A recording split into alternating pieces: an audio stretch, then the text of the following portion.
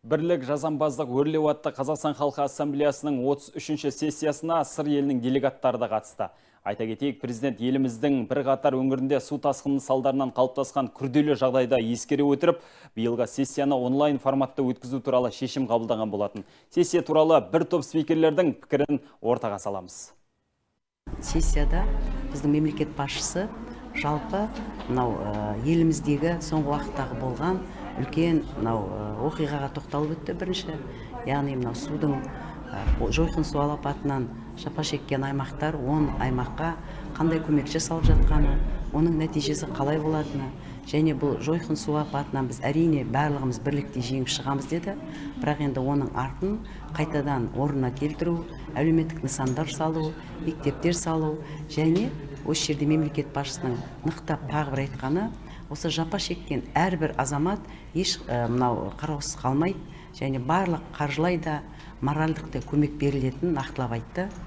Және осы сессиядағы бір тағы мемлекет басшысының екінші бір айтылғаны, яғни біздің осы күшіміздің бірлікте екені, халықтың ауызбіршілікте екені, және оны осы қиын кездегі азаматтардың жауапкершілігіне ерекше тоқталып өтті.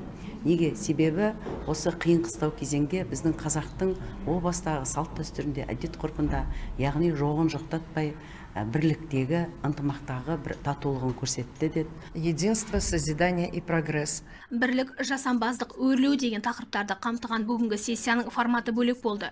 Президент су басқан аумақтардағы ахуалға ерекше тоқталды, ол түсінікті де.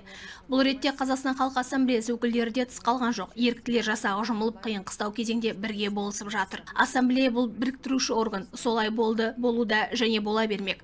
Сессияда бірнеше мәселе көтерілді. Әсіресе ауылдағы жас буынның жағдайы. Жастар ел мүддесі жолында өз үлестерін қосуға, ортақ мақсаттағы тірлікке тартылуға әзір болғаны қажет. Ассамблеяның мақсаты ел ішіндегі татулықты нығайту. Президент айтқандай, бәрімізді көк түсті паспортымыз біріктіреді. Ол біздің мақтанышымыз әрі басты құжатымыз. Ассамблеяның жұмысы жайлы, мақсаттар жайлы көп айтылып жатыр ғой. Келесі жылы, 25-ші жылы ассамблеяның 30 жылдығын тойлайын деп жатырмыз.